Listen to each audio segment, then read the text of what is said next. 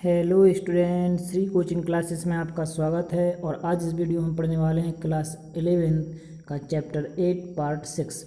और इस वीडियो में आज हम पढ़ेंगे विद्युत रासायनिक सेल और लवण सेतु और उसके कार्यों को। तो चलिए शुरू करते हैं आज के इस वीडियो से। और इस वीडियो का हमारा पहला प्रश्न है कि विद्युत रासायनिक सेल किसे कहते हैं। डेनियल सेल का उदाहरण देकर समझाइए। बच्चों, ये क्लास 12th में आपको फिर से एक बार अध्याय 3 में फिर से मिलेगा और इम्पोर्टेंट प्रश्न है बच्चों। ये बोर्ड एग्जाम में क्लास 12th में और 11th में बोर्ड एग्जाम में पूछ चुके हैं इसको, तो आप इसको बहुत अच्छे से समझ लें। तो चलिए शुरू करते हैं। सबसे पहले हम विद्युत रासायनिक सेल की परिभाषा देखिए। विद्युत रासायनिक सेल को यहाँ से उल्टा पढ़िए कि विद्युत रासायनिक सेल एक ऐसी युक्ति है जो रासायनिक ऊर्जा को किस में बदलती है, विद्युत ऊर्जा में बदलती है। तो विद्युत रासायनिक सेल एक ऐसी युक्ति है जो रासायनिक ऊर्जा को विद्युत ऊर्जा में परिवर्तित करती है और यह रेडॉक्स अभिक्रिया पर आधारित है। रेडॉक्स से मतलब बच्चों यहाँ पर रेडॉक्स में रेड और ऑक्स जो दिख रहा है आपको, रिडक्शन और ऑक्सीडेशन मतलब ऑक्सीकरण और अपचयन इसमें होता है, इसलिए इसको हम बोलते हैं रेडॉक्स। ठीक, तो इसमें जो सेल है दोनों क्रियाएं एक साथ होती हैं, आपका ऑक्सीकरण होता है और अपचयन होता है। ठीक, इसके जो उदाहरण हैं galvanic cell, voltage cell, Daniell cell के ये सब उदाहरण होते हैं। ठीक, क्योंकि गैल्वेनिक सेल इसका नाम इसलिए बोलते हैं क्योंकि इसको गैल्वेनी नाम के साइंटिस्ट थे, उन्होंने इसको, और इसके अलावा वोल्टेज जो थे वोल्टा नाम के साइंटिस्ट, उन्होंने इस सेल को बनाया था या इनकी खोज की थी। ठीक, अब इसके बाद हम आते हैं इसकी क्रियाविधि पर कि इसमें क्रियाविधि में कैसे इसका काम होता है। अब ये बच्चों प्रश्न चाहे डेनियल सेल के नाम से पूछ लें, वोल्टेज सेल के नाम से पूछ लें या गैल्वेनिक सेल के नाम से, आपको ये इसी की क्रियाविधि लिख के आना है। बाकी हेडिंग आपको प्रश्न के हिसाब से बना लेना है। देखिए, इसमें आपको सबसे पहले बता दें कि जब भी हम कोई सेल की बात करते हैं तो सेल में आपको बस 3 चीज़ें याद रखना है कि 3 चीज़ें होना ज़रूरी है, पहचानना आपको आना चाहिए। कि सबसे पहले तो उसमें आपका एक एनोड होना चाहिए। ठीक, एनोड एक छड़ आपकी एनोड का काम करेगी और एक छड़ आपका कैथोड का कार्य करेगी, दूसरी आपकी ये हो जाएगी। ठीक, और तीसरी जो ज़रूरत पड़ती है हमें वो ज़रूरत पड़ती है हमें विद्युत अपघट्य की।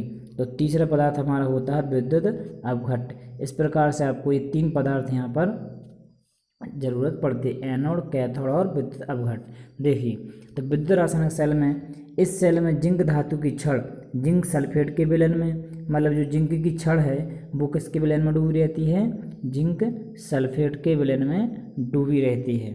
ठीक, और इसी प्रकार से एक जो छड़ है हमारी कॉपर की छड़, तो उसी के लवण विलयन में यानी कॉपर सल्फेट के विलयन में डूबी रहती है। हमें ये चीज़ ध्यान रखना है, जिस धातु की छड़ है उसी के लवण विलयन में उसको डुबाते हैं। जिंक की छड़ है इसलिए जिंक सल्फेट के विलयन में डुबा दिया, कॉपर धातु की छड़ इसलिए कॉपर सल्फेट के विलयन में डुबा दिया। तो इस प्रकार से इसको एक अर्ध सेल हमारा ये बन गया, क्योंकि पूरा सेल हमें अगर बनाना है तो आधा सेल हमारा ये कॉपर सल्फेट वाला है, कॉपर सल्फेट का, और दूसरा अर्ध सेल हमारा बन जाएगा जिंक सल्फेट का। तो इस प्रकार से हमें याद रखना है कि आधा सेल हमारा ये है और आधा सेल ये, दोनों को मिलाकर हम पूरा सेल बना लेते हैं। देखिए, अब आगे क्या है, तो इस सेल में जिंक धातु की छड़ जिंक सल्फेट के विलयन में और कॉपर धातु की छड़ कॉपर सल्फेट के विलयन में डूबी रहती है। ठीक, यहाँ पे पात्र भी बच्चों अलग अलग होते हैं। ठीक, एक पात्र में कॉपर की छड़ और एक पात्र में जिंक की छड़, ठीक इस प्रकार से डूबे रहते हैं। इन दोनों विलयनों को पोटेशियम क्लोराइड मतलब KCl से भरी यू नली द्वारा जोड़ दिया जाता है। यू नली होती है बच्चों, यू नली इस प्रकार से उल्टी यहाँ पर ऐसी डली होती है, इस प्रकार से यू आकार की नली उल्टी, और इसमें जो है KCl यानी पोटेशियम क्लोराइड भरा रहता है। ठीक, चित्र में आप देख सकते हैं। अब पूर्ण सेल बन जाता है, जैसे हम इसको जोड़ते हैं तो पूर्ण सेल बन जाता है। इसमें या इस सेल में 2 अर्ध सेल होते हैं। अब कौन कौन से, अभी हमने आपको बताया था कि एक अर्ध सेल जिंक सल्फेट का एवं दूसरा अर्ध सेल कॉपर सल्फेट का इलेक्ट्रोड होता है। जब जिंक और कॉपर इलेक्ट्रॉनों को किसी धातु के तार द्वारा, जैसे हम जिंक, अब ये कॉपर का इलेक्ट्रोड है, ये जिंक का इलेक्ट्रोड, दोनों को हम क्या करते हैं तार के द्वारा जब जोड़ते हैं, जोड़ दिया जाता है तो इलेक्ट्रॉन का प्रवाह है। इलेक्ट्रॉन मतलब कहाँ से कहाँ के हो जाते हैं, जिंक इलेक्ट्रोड से कॉपर इलेक्ट्रोड की ओर जाने लगते हैं। तो जिंक इलेक्ट्रोड और कॉपर इलेक्ट्रोड यहाँ की तरफ इलेक्ट्रॉन आने लगते हैं।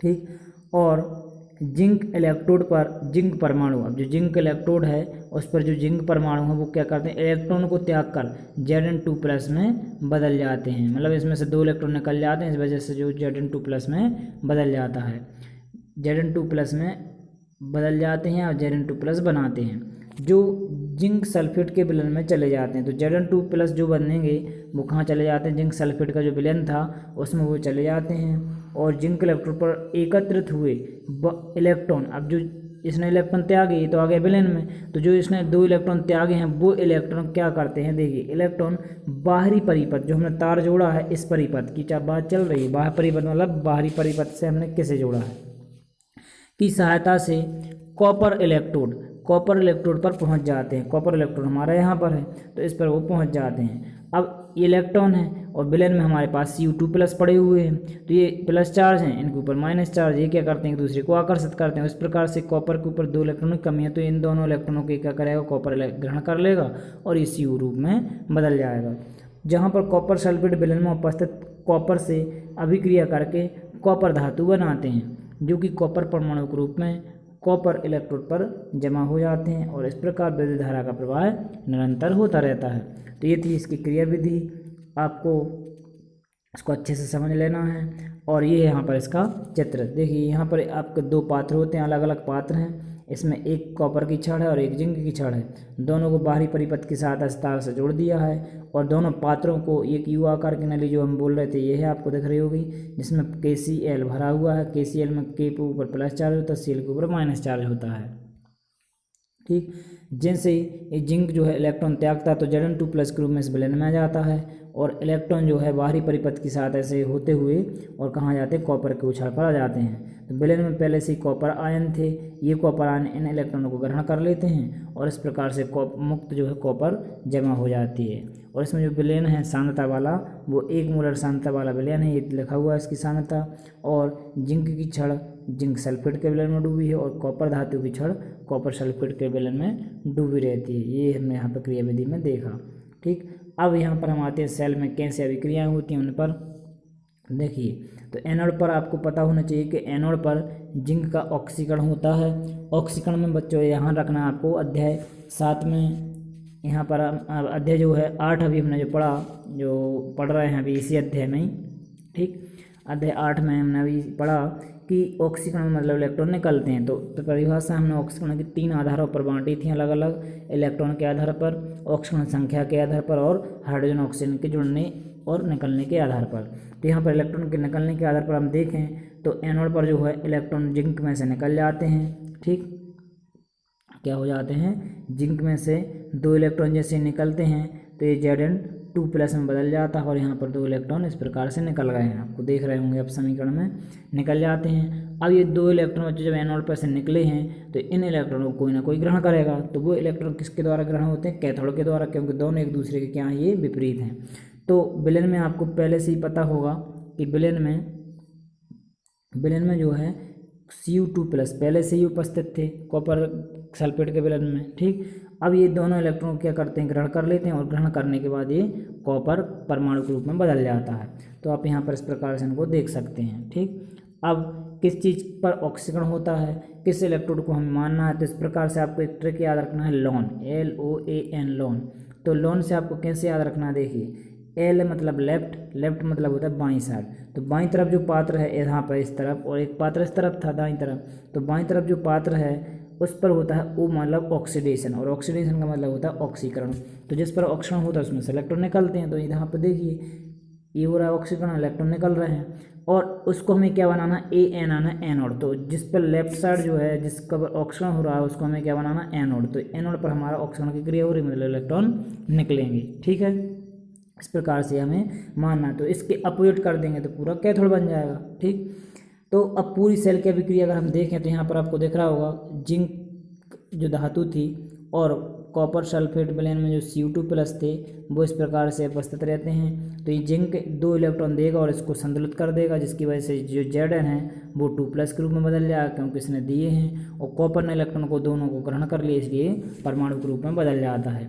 तो इस प्रकार से हमारे पास संपूर्ण सेल में इस प्रकार से अभिक्रिया हो जाती है, ठीक। उम्मीद है आपको ये अच्छे से समझ में आ गया होगा। अब हम आते हैं हमारे नेक्स्ट प्रश्न लवण सेतु किसे कहते हैं और इसके कार्य लिखिए। तो अभी हमने विद्युत रासायनिक सेल जो पढ़ा उसमें आपने देखा कि जो उल्टी यू आकार की जो नली थी, जो पोटेशियम क्लोराइड भरा था, इस उल्टी यू आकार की नली को ही हम क्या कहते हैं, लवण सेतु कहते हैं, जो दोनों विलयनों को जोड़ने का काम करता है, दोनों पात्रों को जोड़ने का काम करता है, साथ में दोनों पात्रों की विद्युत उदासीनता को बनाए रखता है। देखिए यह एक यू आकार की नली होती है जिसमें potassium chloride, sodium chloride, potassium chloride KCl होता है, sodium chloride NaCl, potassium nitrate KNO3, ठीक, पोटेशियम सल्फेट यानी K2SO4, ये इनमें से कोई भी एक हो सकता है। आदि का सांद्र विलयन भरा रहता है। ये विलयन भरा रहता है बच्चों कैसा, पेस्ट के रूप में होता है। आपने देखा होगा पेस्ट जो हम ब्रश करते हैं पेस्ट के रूप में, तो ये उसी रूप में होता है क्योंकि उल्टी नली रहती है, अगर लिक्विड होगा तो वो नीचे गिर जाता है, इसलिए पेस्ट के रूप में इसको लेते हैं जिससे वो गिरता नहीं है। अब इसके कार्य क्या होते हैं लवण सेतु के, तो यह विद्युत परिपथ को पूर्ण करता है क्योंकि ये जुड़ जाता है इससे पात्र से, तो इस प्रकार से पात्र और यहाँ पर एक बाहर परिपथ से इलेक्ट्रॉनों को जोड़ देते हैं बाहरी तार की सहायता से, तो पूरा परिपथ इस प्रकार से आप देख रहे हैं यहाँ से एक पूरा राउंड बन जाता है जो कि एक परिपथ का काम करता है, ठीक। और दूसरा जो पॉइंट है, यह विद्युत उदासीनता बनाए रखता है क्योंकि इसमें बच्चों पोटेशियम और क्लोरीन रहते हैं, तो एक ऊपर प्लस चार्ज एक ऊपर माइनस चार्ज रहता है। जब आप विद्युत रासायनिक सेल में देखेंगे तो यहाँ पर विलयन में Zn जो है प्लस की मात्रा, Zn2 प्लस की मात्रा बढ़ती जा रही थी, और दूसरे पात्र में आप देखेंगे तो वहाँ पर सल्फेट की मात्रा बढ़ती जा रही थी। अब इन SO माइनस वाले भागों को और प्लस वाले भागों को कौन संतुलित करेगा, तो यहाँ पे जो लवण सेतु में Cl माइनस जो थे जिनके ऊपर माइनस चार्ज है वो करता है आपका प्लस वाले को संतुलित, और जिसके ऊपर प्लस चार्ज है वो करता है माइनस वाले को संतुलित। इस प्रकार से जो विद्युत उदासीनता वहाँ की बनी रहती है। और तीसरा पॉइंट बच्चों है इसका जो कार्य का, यह दोनों पात्रों को जोड़ने का कार्य करता है जिससे विद्युत धारा बहती रहती है। तो ये इसके बच्चों कार्य थे। उम्मीद है आपको समझ में आए होंगे। यदि आपको वीडियो अच्छा लगा हो तो वीडियो को लाइक करें, शेयर करें और सब्सक्राइब करें। तो बने रहिए हमारे channel Shri coaching classes Begumganj पर। धन्यवाद।